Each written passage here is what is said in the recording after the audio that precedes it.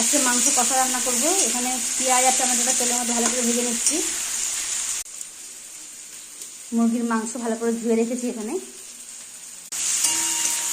2 minute মধ্যে ভালো করে ভেজে নিয়েছি। এবার এর মধ্যে দিয়ে দিলাম রসুন বাটা 3 চামচ, আদা বাটা দিচ্ছি 2 চামচ, 3 চামচ আদা বাটা দিয়ে দিলাম।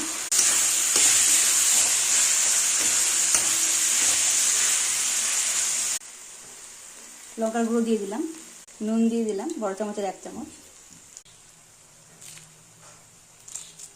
5টা কাঁচা লঙ্কা চালা করে দিয়ে দিলাম,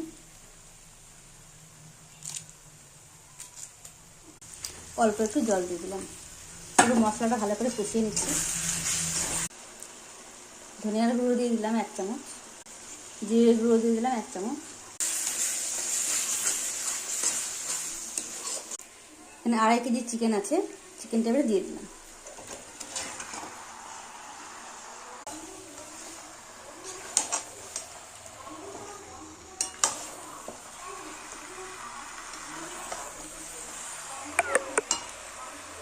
ঢাকা দিয়ে 10 মিনিট রান্না করে নিচ্ছি।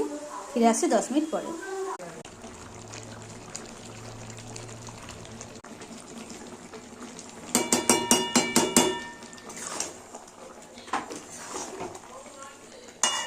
গরম মশলা দিয়ে দিলাম। মাংস কষা রান্না হয়ে গেছে। এবার গ্যাসের ফ্লেমটাকে অফ করে দিলাম।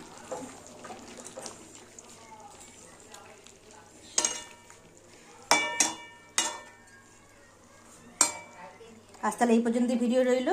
ফিরে আসছি নেক্সট কোনো ভিডিও নিয়ে। সবাই ভালো থাকবে।